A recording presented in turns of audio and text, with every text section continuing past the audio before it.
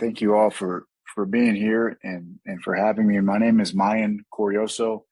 I'm a very grateful recovered alcoholic and very, very grateful to be here. It's been a long time coming. Kim and I have been trying to get this going for quite some time, and I'm just excited to be here with you. What a cool name to the group. I love that prayer. I just want to thank you, Kim, and this group for reintroducing that prayer to me. It's something I'm gonna implement back into my prayer life because it's so powerful.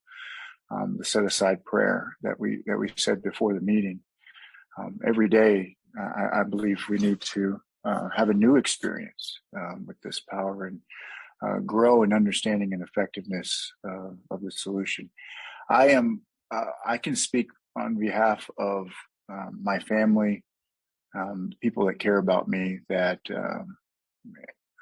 we are grateful for this program of Alcoholics Anonymous and for you all who carried this message to me and allowed me to have a new way of living that is truly remarkable.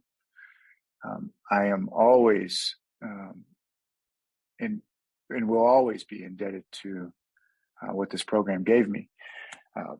You must forgive me, as most of you know. It's 3 a.m.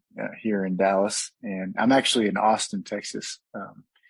And this is the quietest I've ever experienced my house. I just had my fourth child, and so my house is very loud.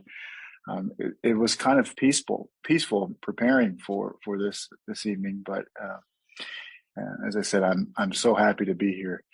What I'd like to do today is very quickly qualify myself, so those who don't know me can get just a brief understanding of what makes me an alcoholic, what gives me the right to be here. I got here pretty quickly. My story to get here was very drastic, but like I said, I got here at a pretty young age. I spent some time in the rooms of Alcoholics Anonymous without a firm understanding of what the program of Alcoholics Anonymous was. I was very confused. I heard a lot of things, a lot of good things with a lot of well-intentioned people. Had a fellowship around me that was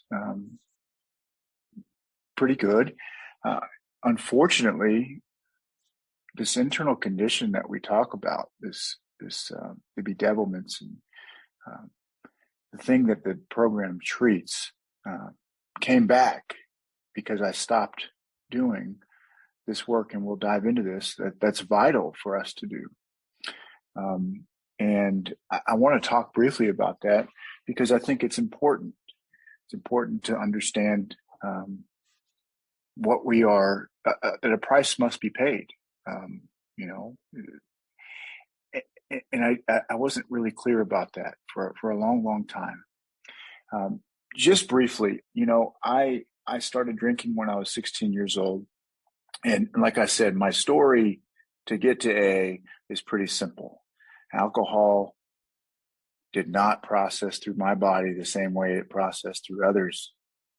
My family members, my friends that I hung out with, it just did something physically different to me. I had some major consequences, i.e. Getting arrested multiple occasions, drinking and driving, which is not looked highly upon here in Texas. There's something called Mothers Against Drunk Driving, and it's a very expensive hobby to get caught drinking and driving. But I had some pretty significant consequences that didn't qualify me to be an alcoholic, but it certainly slowed me down enough to think maybe we should do something about this. I've made many firm resolutions to try to stop drinking. I've made many promises to my loved ones that I wasn't going to do this anymore. And what I found out was that I also have this mental aspect of the disease, which doesn't allow me to keep those promises. I make this firm resolution, and a week or a month goes by, and I become restless, irritable, discontented. The lurking notion and obsession returns, and I return back to drinking. There was one occasion I remember, just like everybody, my story is not unique in a sense that a lot of us understood towards the tail end that we can't drink alcohol anymore. We understood what alcohol was doing to us. We could put two and two together, that when I drank, really bad things happened to me. What I did not understand was that sobriety was just the beginning.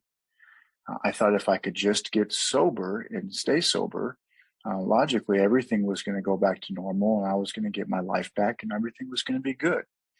Unfortunately, that wasn't the case. You give me some time in reality, without this design for living, I get pretty uncomfortable in my own skin. And a lot of that stuff I blamed on drinking. I thought that, the way I felt inside was because of my drinking. So logically, if I just stopped drinking, I would feel better and everything would be great. But what I found out on multiple occasions, because I was a chronic relapser for over a year, was that drinking is but a symptom of my problem, that this internal condition going untreated, I get very uncomfortable and I need a drink. And unfortunately, I cannot manage the decision to keep myself from drinking. I remember having some time of sobriety and being uncomfortable. I drove past this gas station. I'll never forget this night. And I had driven past this gas station on multiple occasions. Nothing was unique about this time, other than the fact that I had not really done any step work. I'd gone to a few meetings. I had sworn this thing off. My life hadn't changed. And I remember recognizing that inside the gas station was something I'd never seen before, which is with these neon lights that shining over this circular tub that had ice in it, and it had beer sticking out of the ice. And I had never seen that before. And I thought that was pretty interesting. But I remembered that I probably shouldn't do that. And I was going back and forth in my own head, and the obsession was on me at the time. And I had heard scenarios like, you need to call your sponsor, or you need to, think before the drink. And I was thinking, processing, and how that transpired was I decided that I was going to leave my fate up to a quarter. And I took a quarter out and I said, okay, if it lands on heads, then I will go home and not drink. And if it lands on tails, then maybe I'll just have one. And I flipped the coin once and removed my hand and saw that it was heads. I said, well, let's try that again. I ended up flipping that coin 20 times, and it landed on heads every single time. And I threw the quarter out the window, and I went and grabbed one of those beers and drank it and went on another spree. My sprees also led me to treatment centers, suicide attempts, and those types of things that not everybody goes through, but I did. I found you in that treatment center. The message was carried to me in the treatment center. I had absolutely no clue what was going on. And some folks from my current home group came and did a foundation meeting. And it was very profound. I learned that I was an alcoholic, that my body was different, my mind, and all those things. I was so excited. But again, I am one who likes middle of the road solution if I can get away with it. But I can't. And I proved it time and time again. And a month after that treatment center, I drank again, very much like Bill Wilson describes. that went on for a whole nother year until I finally realized towards the tail end, um, my step one truth. I had finally worked step one. I got here and realized I needed to do some work. I got a sponsor. He said, we're going to work the steps. We did that. I did everything I was asked to do. I showed up to meetings and I got well. Life got better. I will never forget the first year of my sobriety, my 1 year sober date. I picked up a chip on the same day that I graduated from college. And I thought that was the coolest thing in the world. I'd gone through a full year sober, and some cool things started happening to me. The unfortunate part that event actually became providential, because what happened after that was I almost thought that I graduated from AA as well. Now, I still went to your meetings and I still drank the coffee. I still got into the fellowship. But what I didn't realize, and I think when we talk about 10, 11, and 12, specifically 12, and we'll kind of dive into some of that here in a second. I didn't realize that stuff wasn't optional. And when you talk about it in reference to 10, 11, 12 being the maintenance steps, it's a little bit different. Today, it's not maintenance for me. It's life and death. I work 10, 11, 12 like my life depends upon it, because it does. My life today is drastically different. I have so many blessings, and so many things to be grateful for. But it's what I found out today is that sobriety is just the beginning, but it is a symptom of the solution. Just like alcohol is a symptom of my problem. So I got a great job. I conned someone into marrying me. A wonderful woman who's recovered Al-Anon, goes to our fellowship here in Dallas, and we had a child, and everything was good. I don't know if this is relevant where you guys live, but I drove a Lexus, which is like a higher end vehicle here in the United States. I had arrived, and what I didn't realize was taking place was that I was slowly drifting away from the program, and I was putting everything else in front of the work that is vital for me to stay well. And I see so many do it. I sponsor quite a few gentlemen now, and you just see it coming. You know, the one vehicle that gave me all these gifts, I stopped driving. I let my foot off the pedal. I got very uncomfortable at 6 or 7 years sober, and was doing things that I didn't even do while I was drinking. And what I discovered is a few things that I discovered. And I got to primary purpose group in 2015 or 16. They saved my life. What I discovered is that this selfishness and self-centeredness was not something I could blame on drinking, because I was doing a lot of these behaviors sober, thinking that I was living this program. I was sober. What I found was that I needed to practice these principles in all my affairs. And the one thing that I wasn't doing was I wasn't carrying this message to other alcoholics. I wasn't looking for an alcoholic to work with. I wasn't passing on what was freely given to me. I received the gift, I took it, and, I got my life back. So here we go. I found my sponsor, Mike Mitchell, and we started working the steps again. Quickly did an inventory, and I thought it was going to be a long process like my original time. And he says, "No, we'll get you through your fourth step, and then I'll see you on Saturday night. You're going to be at Homeward Bound Saturday night." And I thought that was odd. I don't know if he knew how busy I was. And he said, "I don't care. Oh, by the way, Wednesday night, we've got a place for you to go as well." These guys are very serious about carrying the message. We, as our home group, are very serious about this 12 step. And it is our primary purpose. And I want to dive into that. Now, sponsoring people, and I'll talk about this when we get there, but it absolutely saved my life. Going to these wind-up joints saved my life.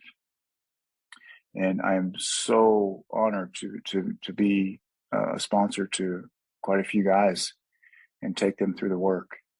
And what I want to do, so the 12 step is really a culmination of I have found this connection with God. I've received this power, and now I've got to go give this thing away. And it reads, having had a spiritual awakening as the result of these steps, we tried to carry this message to alcoholics and to practice these principles in all our affairs.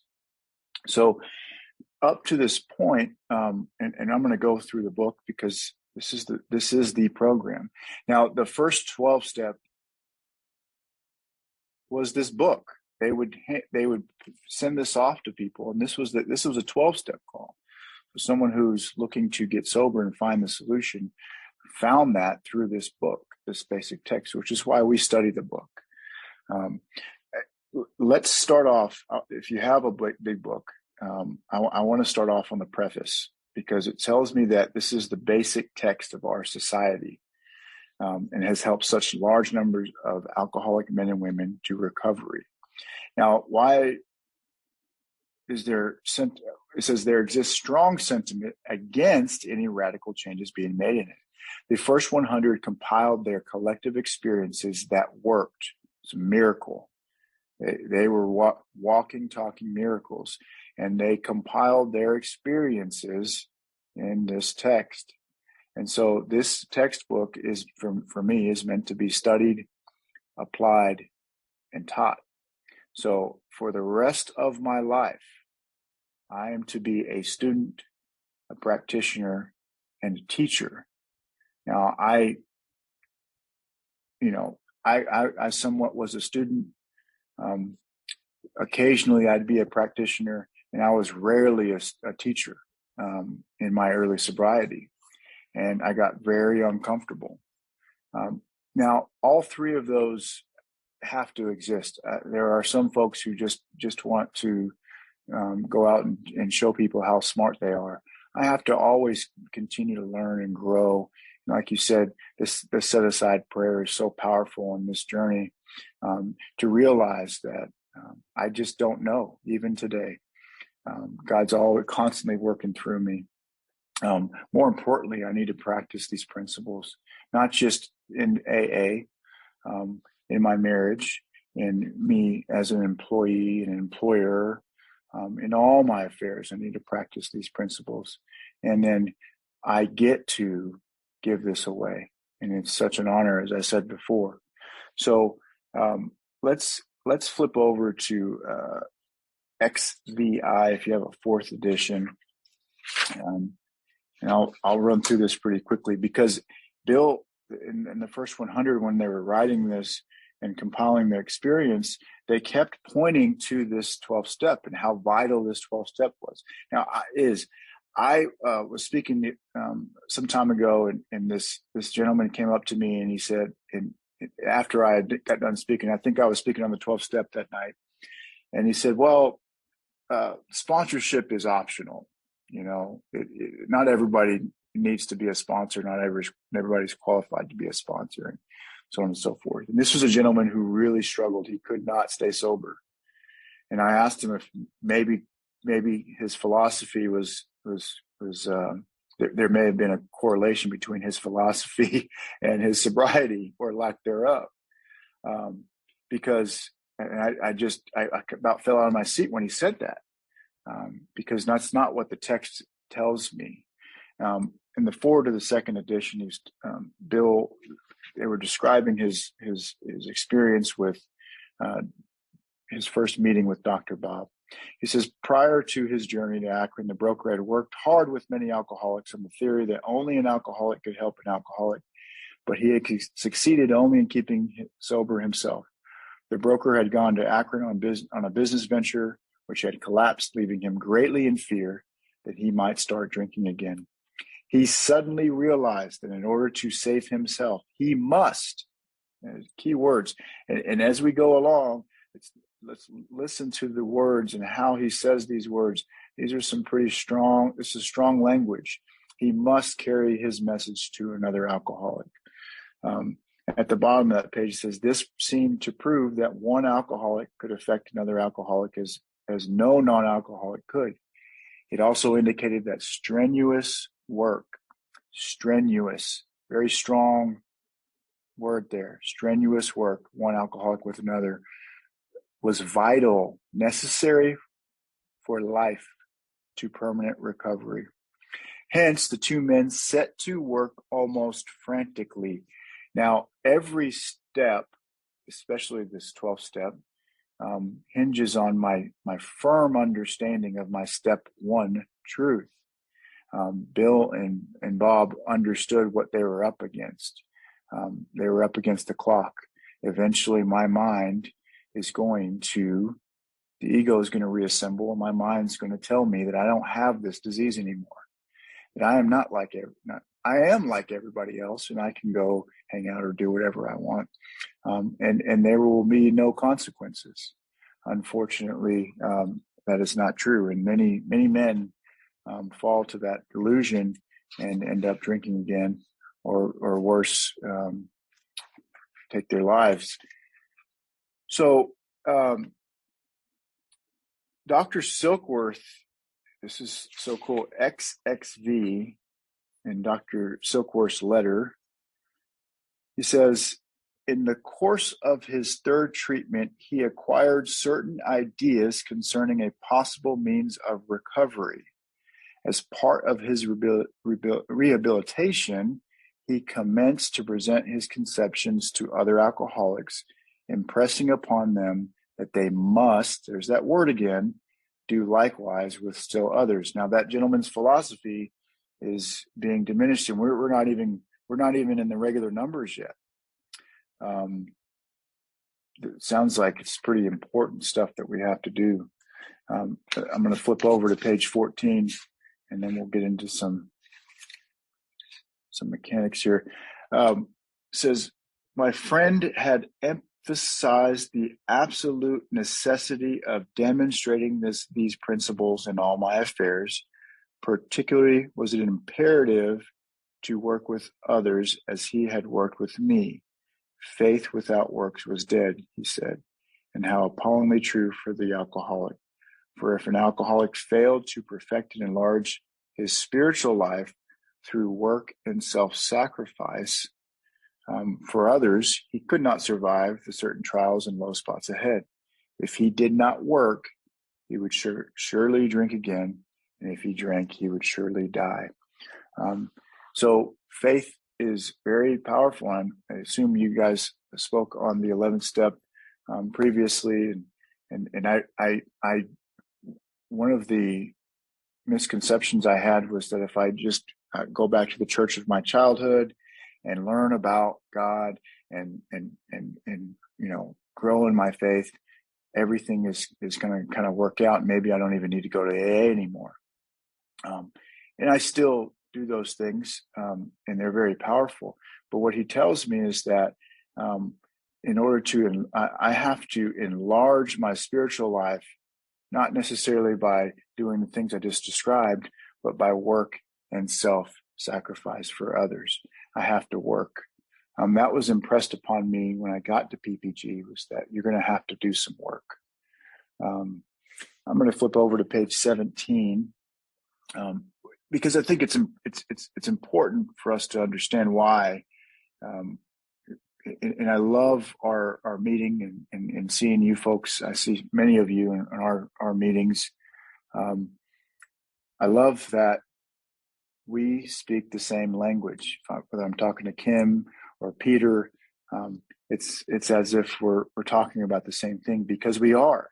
It says the feeling of having shared in a common peril, which all of us were drawn to Alcoholics Anonymous because we shared in this common peril, is one element in the powerful cement which binds us, but that in itself would never have held us together as we are now joined.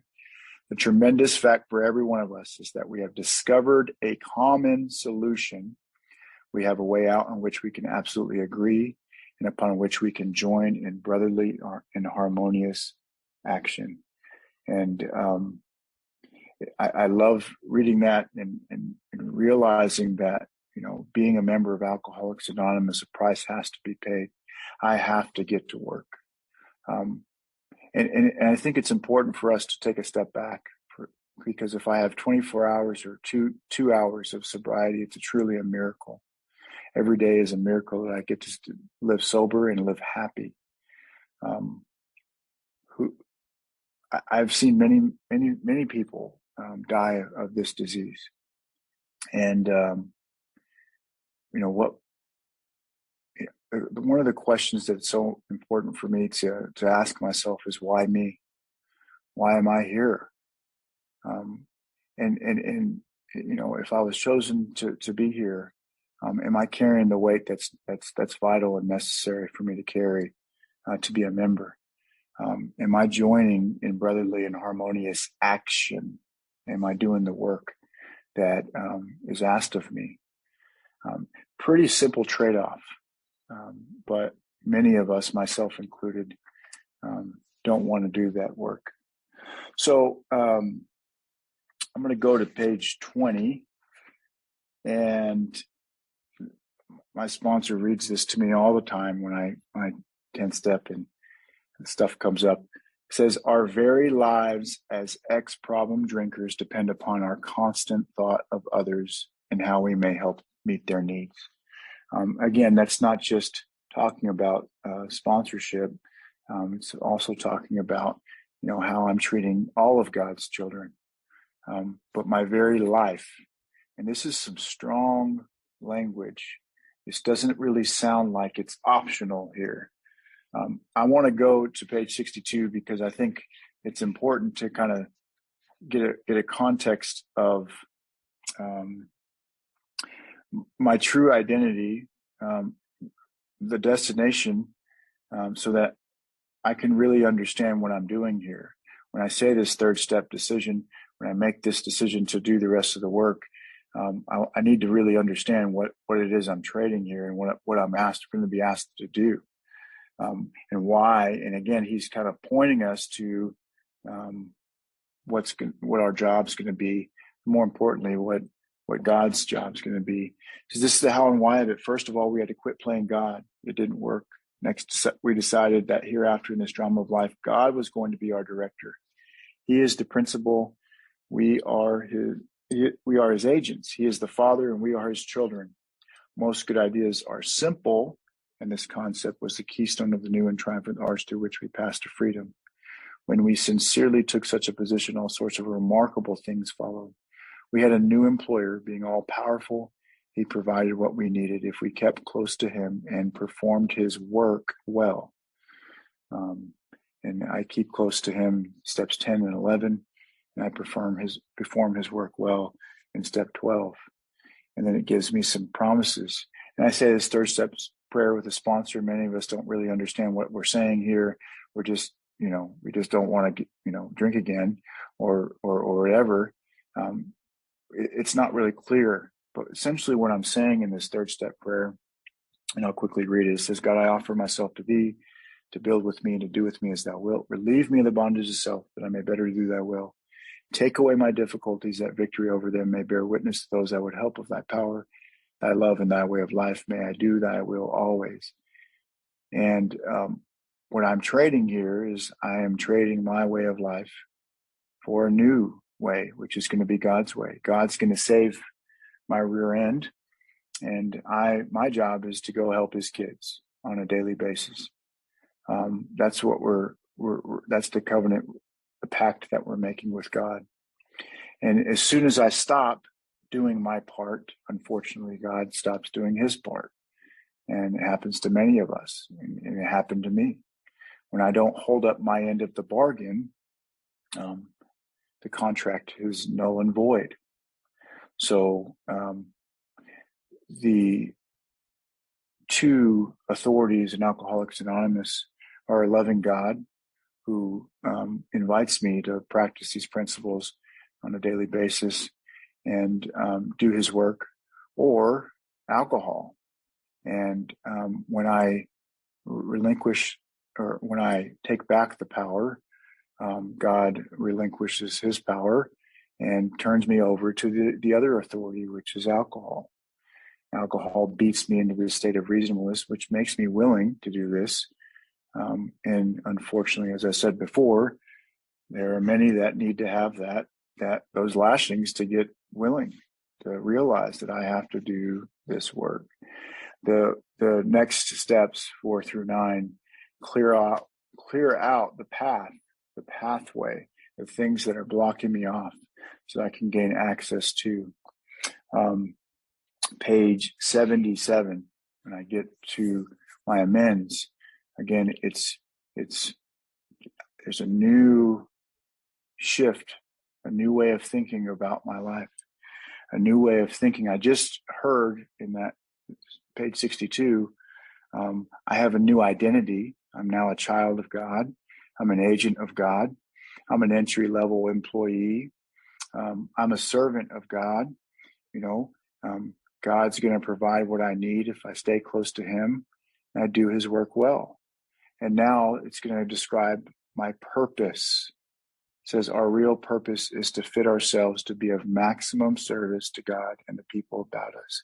And I don't know about you, but I have wandered this world without purpose, and I had an identity crisis.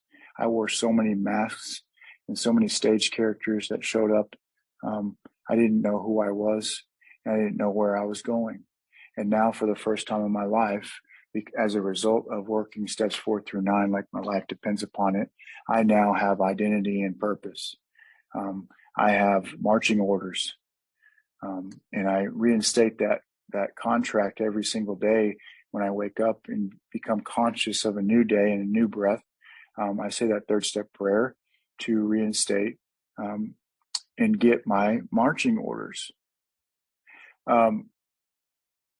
Steps 10, 11, and 12 are not maintenance steps, and I'm not above being corrected on that.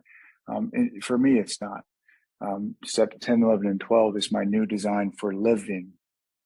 And I have just received, and 10, 11, and 12 allow me to keep what I have received. So I continue to stay clear, keep the pathway clear in step 10.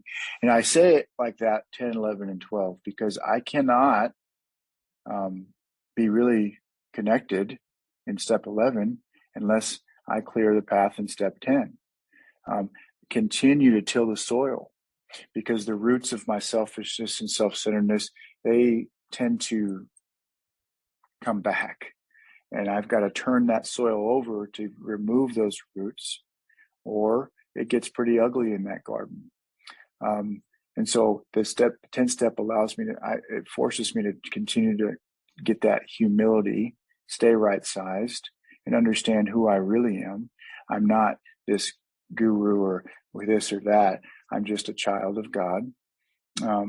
But more importantly, it clears the path so that I can continue to be conscious of this power and gain this relationship and grow in this relationship, because this relationship is the most important relationship I will ever have. So if I'm not doing step 10, which I was not doing step 10, my 11th step is going to be pretty lacking.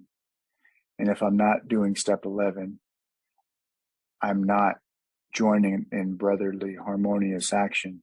I'm probably not carrying the common solution.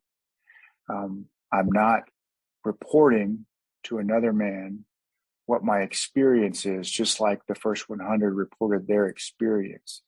It actually is becoming theories, because these are things that I believe. These are ideals that I think they're pretty cool principles, but I'm not actually applying those to my life. I'm not continuing to grow. I'm not doing any of that, but I'm trying to sponsor. And so I don't want to put the cart before the horse. A lot of guys want to go do the 12-step work, and that's all they do. But again, it's so important that they're all intimately linked every single day, 10, 11, and 12, like my life depends upon it. So I would like to dive into some, to talk about what the book says about this most important step. And it really is. The whole journey that I was on, it wasn't so I could get the Lexus. It wasn't, unfortunately.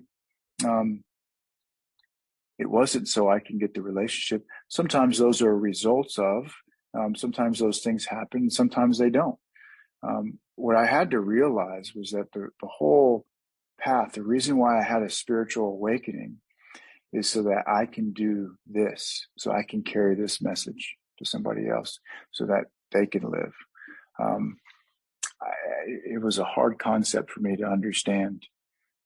It took some pretty bad pain for a few years to realize that this whole journey was about me carrying this message. So again, I say this very adamantly.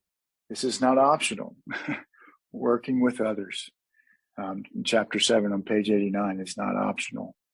He's going to give me a playbook of how to do this. And I don't know about anybody else. I'm not speaking for your sponsor, but I'll tell you what my sponsor says. And I think I can probably speak for a couple of guys on here, their sponsors, because I know them really well. But I remember going to my sponsor and saying, man, I'm really busy. You know, what do you recommend as far as me sponsoring people? How many should I take on? He says, yeah, it looks like you are busy. You had a kid and you your new job. Yeah, absolutely. And then he walked me over to a newcomer and says, hey, this guy's looking for a sponsor. He says, you're going to be working with alcoholics, as many as you can every single day. This is your job. This is your job description. This is your third step decision that you made. This is the contract you made with God. So let's just hear from the first 100 how important it is. It says, practical experience shows that nothing will so much ensure immunity from drinking as intensive work with other alcoholics. Okay, that's another really, really strong word. It is strong, but my drinking career was pretty intensive. When I went after the alcohol, and when alcohol entered my system, you better put on a helmet. It was going to get ugly. It was intense. Spiritual malady is intense. I can't afford it. So I need to match that same intensity with the work that I do with other alcoholics. He says it works when other activities fail. I will never forget this, and it still proves true in my life to even today. And Bill Wilson talks about it, how he's amazingly lifted up on his feet. When he would go, he was plagued with fear and resentment and all those things, and he went and visited the hospital. There was a time, and my wife and I moved back from Colorado. We lived in Colorado for a year, and a business venture just totally went upside down. I was very hard off financially. We were in dire straits financially, and I had all this fear, and I didn't know what to do. But I did know what to do. I know what the book tells me to do. So I got in my car, and my wife says, well, where are you going? We can't even pay our rent. I mean, what are we going to do? She thought I was going to go look for a job. I drove to the nearest sober living, and I said, that's where I need to be. And she looked at me crazy, but it's exactly right. It's exactly where I needed to be. It works when other activities fail. There's some times when prayer meditation I'm just not connected. But I'm amazingly lifted back on my feet when I go carry this message to another alcoholic. So this is our 12th suggestion. This is the one time in the book when it kind of softens things up. It says this is a suggestion. Carry this message to other alcoholics. You can help when no one else can. I'm uniquely qualified. I may be broke today. I may not have any other talents. And I sure as heck feel like it sometimes. But I am uniquely qualified to go work with another alcoholic. And what made me qualified is my step one experience. I have had the experience. I've had the spiritual awakening. I know the solution. And so no matter how bad life gets, and I love this. Myers said this one time, and I use it all the time because I love it. When I have one hand on the newcomer and one hand on God, I have no hands available to deal with the mess that's going on in my life. Because again, it's none of my business. God's going to take care of what I need. My job is to go help his kids. You can secure their confidence when others fail. Remember, they're very ill. Life will take on new meaning. So I have an identity, I have a purpose, and now my life is going to take on new meaning. I'm going to get a new perspective on life. To watch people recover, to see them help others, to watch loneliness vanish, to see a fellowship grow up about you, to have a host of friends. This is an experience you must not miss. We know you will not want to miss it. Frequent contact with newcomers and with each other is the bright spot of our lives. The bright spot of our lives. This is an experience you must not miss. And for 6 or 7 years of my sobriety, I was missing this experience. What I thought was fellowship was not fellowship. Because of this fellowship that he's describing here is the fellowship that I gained from carrying the message, from doing this 12th step. And obviously I have fellowship at my home group, but we carry the message together. But the fellowship that grows up around me are the people, the newcomers that I work with, that I see this miracle happen in their lives. This is the experience. And I always get chills, get teared up when I think about the absolute honor we have to go through this, to be a conduit, a direct conduit, so that somebody in this world can get their father back, to get their sister back, to get their mother back. We get to allow God to work through us, to watch people recover, to see them help others, to see the miracle of recovery take place in their life, and they get to go back into the stream of life and go to live a life like me that they couldn't even dream of. It's truly an honor and really is a major blessing that I took for granted for so long. So Bill tells me exactly where to find these people. Again, I don't find them by waiting for them to come to me. He says, perhaps you're not acquainted with any drinkers who want to recover. You can easily find some by asking a few doctors, ministers, priests, or hospitals. They'll be only glad to assist you. So it's important that I get off my rear end and start looking for folks. There are people everywhere dying of alcoholism that don't know the program of recovery. This is a foolproof method for someone who is dying of alcoholism like I was, to get sober and to recover. Now, it's important that I am recovered, and I introduce myself as recovered. And if I'm not recovered, I'm still recovering, we need to get recovered quickly so that I can go present myself, as it's going to tell me in the next page, as a recovered alcoholic. And now that I'm recovered, I have the solution for them. It says, at the bottom of this page, it says, but it happens that because of your own drinking experience, you can be uniquely useful to other alcoholics. Uniquely useful to other alcoholics. Now, he's going to give me some really important information of how to sponsor, how to qualify. Once I find someone, when I discover a prospect for Alcoholics Anonymous. Now, it doesn't mean that we don't have home groups and we don't find newcomers in home groups, because we do. But again, think about it. I am prospecting multiple times a night for newcomers. I'm going to places where really hard off alcoholics go when they're looking for some help. And the important thing, especially the state that our program is in right now, it's vital that I go carry this message, this common solution, this message out of the book, because it's a crapshoot whether or not an alcoholic will go find this message, depending on what meeting he goes to. Again, I have to be out there carrying this message. This is an amazing chapter, and you could spend a whole hour just breaking this thing down, which we do. But one of the most powerful pages, as he kind of breaks down mechanically how to sponsor things that we don't do. We don't get in the way of someone's first step experience. It's important that we qualify quickly.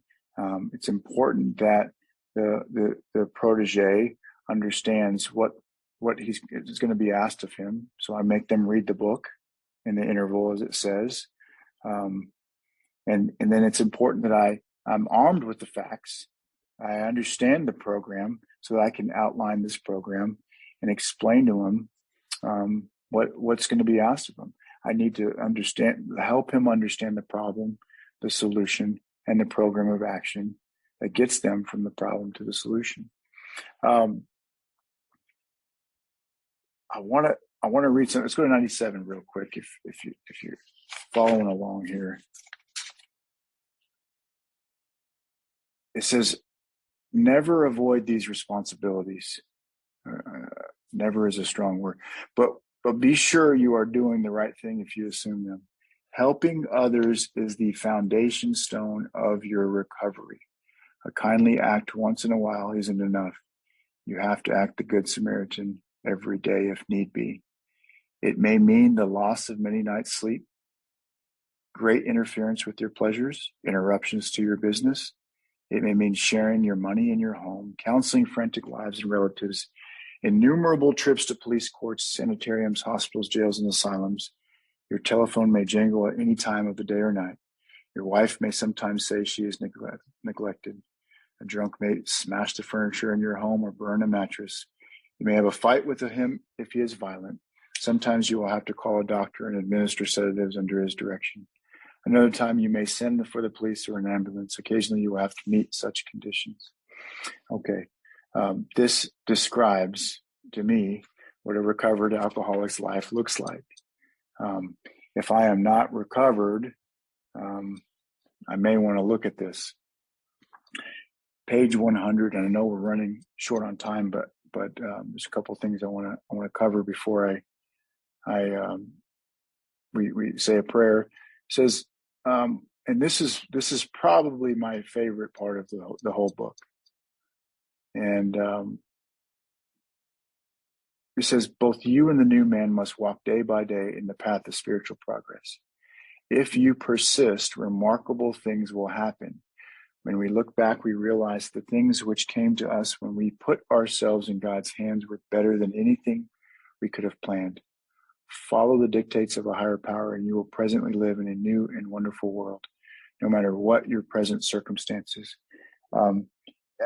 You could read this as a newcomer, and it kind of correlates with what we talked about in the third step decision in 62 and 63.